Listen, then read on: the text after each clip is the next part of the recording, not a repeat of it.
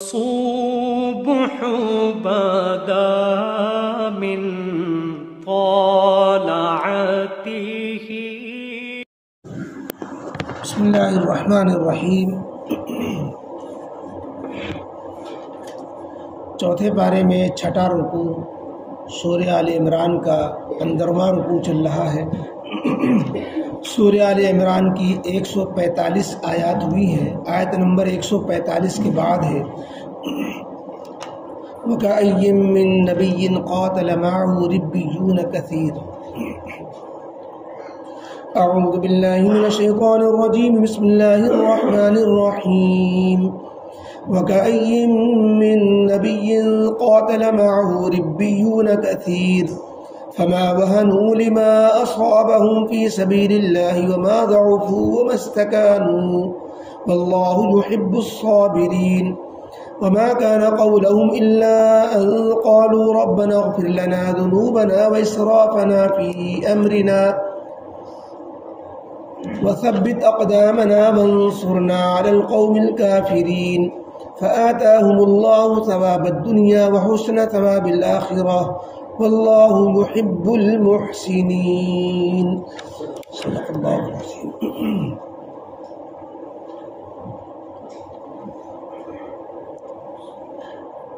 اوپر کافی پہلے سے غزوہ احد کا ذکر چل رہا ہے۔ غزوہ احد میں وقتی طور پر جو نقصان پہنچا اور ظاہری اعتبار سے شکست کا سامنا کرنا پڑا، اس کا ایک بڑا سبب صحابہ کرام کا اس جگہ سے ہٹ جانا، ان 50 صحابہ کرام کو جس ٹیلے پہ مقرر کیا گیا تھا۔ اس کے علاوہ اس کے بعد ایک بڑا سبب یہ بنا کہ دشمنوں کی طرف سے یہ افواہ اور پروپیگنڈا کر دیا گیا کہ نعوذ باللہ نبی کریم علیہ الصلاۃ والسلام شہید کر دیے گئے اور دشمنوں کے ہاتھوں نعوذ باللہ مارے گئے۔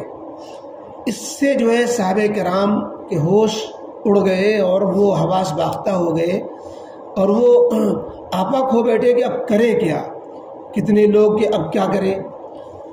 ایسا ہوتا ہے کہ جب جنرل کرنل ہی کے بارے میں اگر ہو جائے کہ وہ مار دیا گیا، عام جنگوں میں ہوتا ہے۔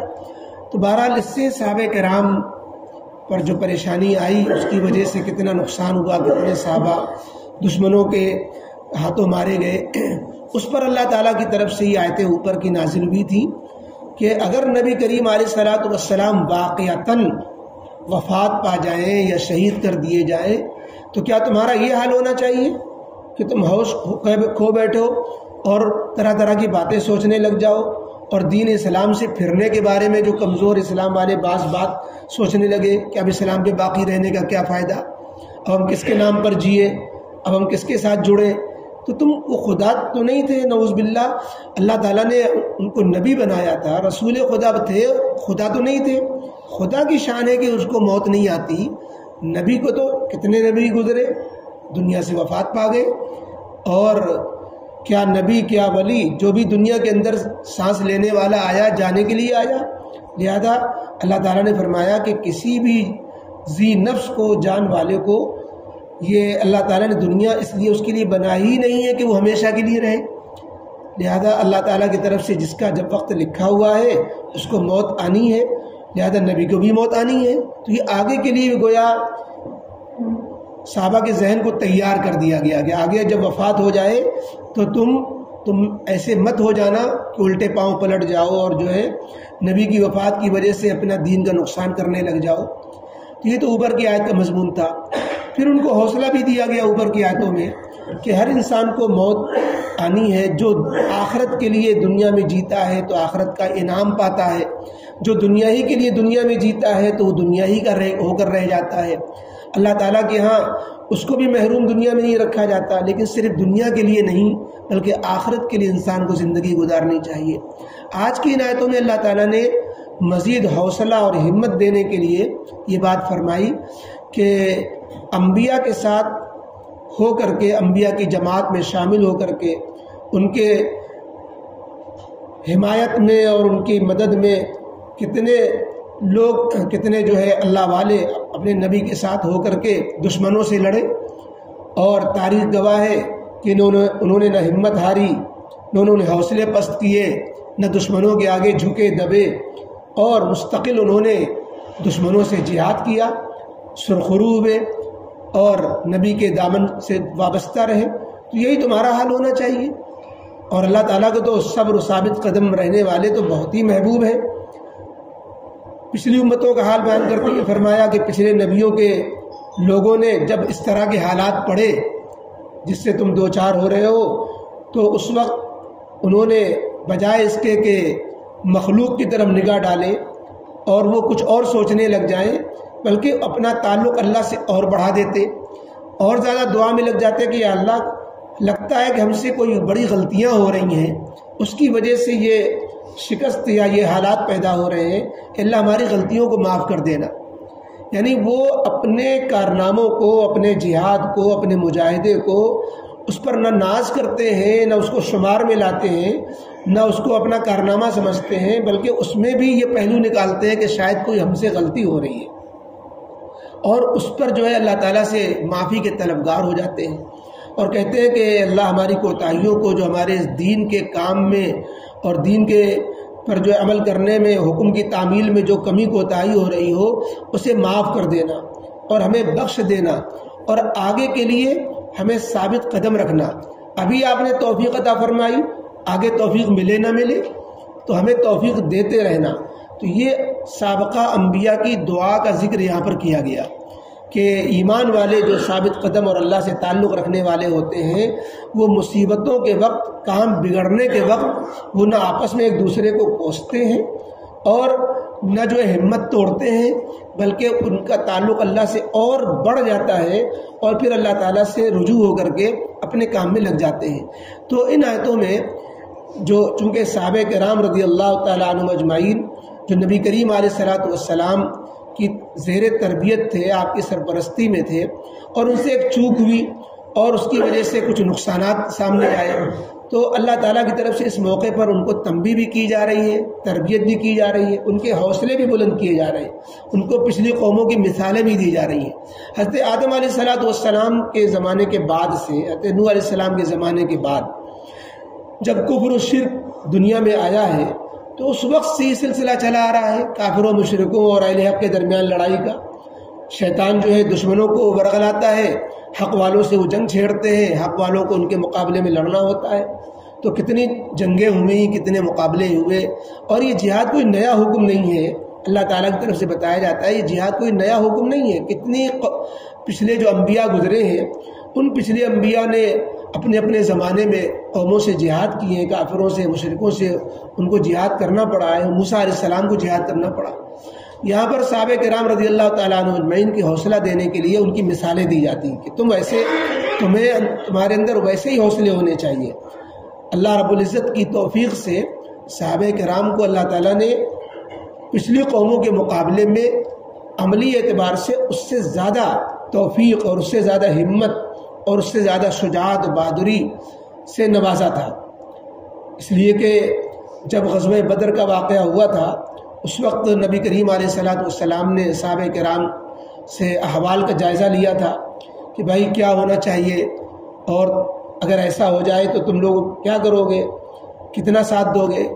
تو صحابہ کرام نے یہ جواب دیا تھا کہ اللہ کے نبی علیہ الصلوۃ والسلام، آپ ہم سے کہیں سمندر میں کودنے کے لیے ہم اس میں کود جائیں گے، آپ پہاڑ پہ چڑھنے کے لیے کہیں ہم پہاڑ پہ چڑھ جائیں گے، آپ جہاں کہیں وہاں ہم اس کے لیے ہم خدمت کے لیے حاضر ہیں۔ اور یہ ساتھ میں فرمایا کہ اے اللہ کے نبی علیہ السلام، ہم انشاءاللہ وہ نہیں ثابت ہوں گے کہ جنہوں نے اپنے پیغمبر کو یہ جواب دے دیا تھا کہ جاؤ تم اور تمہارا رب جا کر کے لڑے، جب قلعہ فتح ہو جائے تو ہمیں بتانا، ہم آ جائیں گے۔ قرآن نے اس کا 6 پارے میں ذکر کیا ہے کہ بنی اسرائیل نے جب اللہ تعالیٰ نے حکم دیا اور اپنے پیغمبر کے ذریعے سے کہ تم قوم عمالقہ سے فلسطین میں بیت المقدس میں جہاد کرو، اللہ تعالیٰ فتح فرما دے گا اور تمہاری جیت ہو جائے گی، تو انہوں نے کہا کہ نہیں، وہاں تو بڑے قومن جبارین، بڑے ظالم لوگ رہتے ہیں، اور اذهب انت وربک فقاتلا، تم لڑو جا کے، تمہیں اللہ نے حکم دیا ہے اور تمہارا رب تمہاری مدد کر دے گا، ہم تو یہیں بیٹھے ہوئے ہیں، جب علاقہ قلعہ فتح ہو جائے تو ہم کو خبر دے دینا، پھر ہم آ جائیں گے، وہاں رہنے لگ جائیں گے۔ تو اے اللہ کے نبی، ہم ایسا جواب دینے والے نہیں ہیں۔ تو صحابہ کرام کی تو بے مثال قربانیاں ہیں۔ یہاں جو چوک ہوئی اور جو غزوہ احد میں وقتی طور پر حالات آئے تو اس سے اللہ تعالیٰ کی طرف سے یہ آیتیں نعمت بن کر کے ہمیشہ کے لیے مستقبل میں لوگوں کے لیے ہدایت بن کر کے نازل ہو گئیں کہ اس طرح کے حالات بگڑنے پر حوصلے پست نہیں کرنے چاہیے۔ حالات خراب سے خراب ہو جائے، شکست ہو جائے اور نقصان پہ نقصان ہو جائے، ہمارے آدمی مار دیے جائیں اور ہم جو ہے ہماری حالات جو دشمنوں کو ہنسنے کا موقع مل جائے، لیکن ہمیں اس وقت بھی اپنے حوصلے پست نہیں کرنے چاہیے، مایوس ہو کے نہیں بیٹھ جانا چاہیے، برے خیالات نہیں لانا چاہیے، اللہ سے تعلق مضبوط کر کے ثابت قدم رہنا چاہیے۔ تو یہ آیتوں میں یہ سبق دیا گیا۔ فرمایا وَكَأَيٍّ مِّن نَبِيٍّ قَاتَلَ مَعَهُ رِبِّيُّونَ كَثِيرٌ، اور کتنے انبیاء ہیں جن کے ساتھ مل کر کے بہت سے اللہ والوں نے جنگی۔ وَكَأَيٍّ مِّن نَبِيٍّ، کتنے ہی سابقہ زمانے میں نبی گزرے ہیں۔ قاتل معه ربیون کثیر، ربی مانے ربانی کہتے ہیں، اللہ والا، رب والا، کہ کتنے اللہ والوں نے، بہت سے اللہ والوں نے ان کے ساتھ ہو کر کے، ان کے معیت میں ان کے ساتھ جو ہے مل کر کے دشمنوں سے جنگ کی۔ فما وهنوا لما اصابهم في سبيل اللہ، جب اللہ کے راستے میں انہیں حالات سے دوچار ہونا پڑا، انہیں نقصان پہنچا، فما وهنوا تو انہوں نے ہمت ہاری، وما ضعفوا نہ سست پڑے، ومستکانوا نہ دشمنوں کے آگے سرنڈر ہوئے، دبے جھکے، تو نہ دشمنوں کے سامنے جھکے، نہ کمزور پڑے، نہ ہمت توڑی، حالانکہ انہیں اللہ کے راستے میں تکلیفوں نقصانوں کا سامنا کرنا پڑ چکا تھا، اللہ کی طرف سے آزمائشی حالات آ گئے تھے۔ واللہ یحب الصابرین، اور اللہ ثابت قدم رہنے والوں کو بہت پسند کرتا ہے۔ وما کان قولہم، اور ان سابقہ انبیاء کے اس طرح کے حالات میں جو انہوں نے دعا مانگی وہ تمہارے لیے نمونہ ہے۔ وما کان قولہم، اور بجائے اس کے کہ وہ ہمت توڑتے یا جو ہے دشمنوں کے سامنے جھکتے یا ان کی پناہ لینے کی کوشش کرتے، اپنے کو سرنڈر کرتے، یہ سب نہ کر کے انہوں نے اپنی بات اللہ سے رکھی، مخلوق کے سامنے جھکنے کے بجائے اللہ کے سامنے جھکے۔ اور وما کان قولہم، اور نہیں تھا ان کے زبان پر مگر یہی جملے، الا ان قالوا، مگر یہ کہ وہ کہنے لگے، ربنا، اے ہمارے پروردگار، اغفر لنا ذنوبنا، ہم سے جو خطا ہوئی ہو جس کی وجہ سے یہ حالات بنے ہو، کیونکہ انسان پر بعض دفعہ حالات اس کے گناہوں کے نتیجے میں آتے ہیں اور بعض دفعہ اللہ تعالیٰ یوں ہی آزمائش کے لیے ڈال دیتے ہیں۔ تو اے اللہ ہمارے گناہ ہم سے جو ہوئے ہوں اسے بخش دینا، وَإِسْرَافَنَا فِي أَمْرِنَا، اور آپ کے حکم کی تعمیل میں ہم سے جو کوتاہیاں اور زیادتیاں ہو گئی ہوں اسے بخش دینا، وَثَبِّتْ أَقْدَامَنَا، اور آگے ہمارے قدم جمے رہیں، اکھڑ نہ جائیں، اس کی ہمیں توفیق دے دینا، وَثَبِّتْ أَقْدَامَنَا، اور ہمارے قدموں کو ثابت رکھیے، وَانصُرْنَا عَلَى الْقَوْمِ الْكَافِرِينَ، اور کافر قوموں پر ہماری مدد فرمائیے۔ 4 دعائیں انہوں نے مانگی۔ پہلی دعا اپنی خطاؤں کی معافی بخشش، دوسری دعا جو عمل انہوں نے کیا کتنے ہی اخلاص سے کیا ہو، کتنے ہی جو ہے اللہ کے حکم کی تعمیل میں اپنے کو جی جان لگا دی ہو، لیکن اس میں بھی اپنی کوتاہی کا احساس کہ جیسا کرنا چاہیے ویسا نہیں ہو پا رہا ہے، اس میں جو کمی کوتاہی ہو اللہ اسے معاف کرنا۔ تو گویا اس میں اپنے عمل پر نظر نہ کر کے اللہ تعالیٰ کے شائن شان نہ ہونے کے پر نظر کرنا کہ عمل کیا لیکن اللہ کے شائن شان نہیں ہو پا رہا۔ اور تیسری دعا کہ ابھی توفیق مل گئی، آگے ملے گی نہیں ملے گی، اس کے لیے توفیق مانگنا۔ تیسری دعا کہ ثبت اقدامنا، کہ ہمیں ثابت قدم رکھیے گا، آئندہ بھی توفیق ملتی رہے۔ اور چوتھی دعا کافروں کے مقابلے میں غلبے کے لیے دعا کہ اللہ کافر قوم کے مقابلے میں ہماری مدد فرما۔ تو ہوا کیا پھر جب اللہ سے لو لگائی اور ہمت نہیں توڑی، فآتاہم اللہ ثواب الدنیا، تو اللہ تعالیٰ نے انہیں دنیا کا بھی انعام عطا کیا، فتح ہوئی، مال غنیمت ملا، دشمنوں پر غلبہ ملا، دھاگ بیٹھی، دشمن مرعوب ہوا، فآتاہم اللہ ثواب الدنیا، تو ہم نے دنیا کا انعام بھی انہیں دیا، وحسن ثواب الآخرہ، اور آخرت کا بہترین بدلہ وہ تو کہیں گیا ہی نہیں، کیونکہ ان کی نیت ہی آخرت کے لیے تھی، اور آخرت کا نیک بدلہ بھی انہیں ملا۔ واللہ یحب المحسنین، اور اللہ کی تو عادت ہے کہ نیکوں کو محبوب رکھتا ہے، نیک بندوں کو اللہ پسند کرتا ہے۔ الحمد لله رب العالمين والصلاة والسلام على رسوله محمد وآله وصحبه أجمعين. ربنا ظلمنا أنفسنا وإن لم تغفر لنا وترحمنا لنكونن من الخاسرين. ربنا لا تزغ قلوبنا بعد إذ هديتنا وهب لنا من لدنك رحمة إنك أنت الوهاب. اللهم اهدنا واهد بنا واجعلنا سببا لمن اهتدى. اللهم أرنا الحق حقا وارزقنا اتباعه.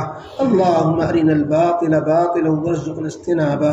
اللهم إنا نسألك العفو والعافية في الدنيا والآخرة. اللهم إنا نسألك العفو والعافية في ديننا ودنيانا وأهلنا وأموالنا. یا اللہ یا رحمان یا رحیم ہم سب کے گناہوں کو معاف فرما. اللہ اپنے فضل کا، رحم کا، کرم کا، نصرت کا معاملہ فرما. ہم سب کی قلوب کے اندر ثبات قدمی پیدا فرما، استقامت نصیب فرما. اے اللہ دینی کاموں میں اے اللہ میں ثابت قدم فرما. اے اللہ تقوی اور اے اللہ طہارت نصیب فرما.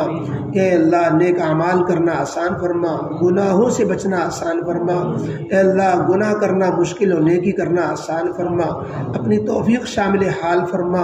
اللہ ٹوٹے پھوٹے جو اعمال تیری دی ہوئی توفیق سے اللہ ہم سب سے انجام پا چکے ہیں، انجام پا رہے ہیں، اللہ اپنے فضل و کرم سے اپنی بارگاہ میں قبول فرما.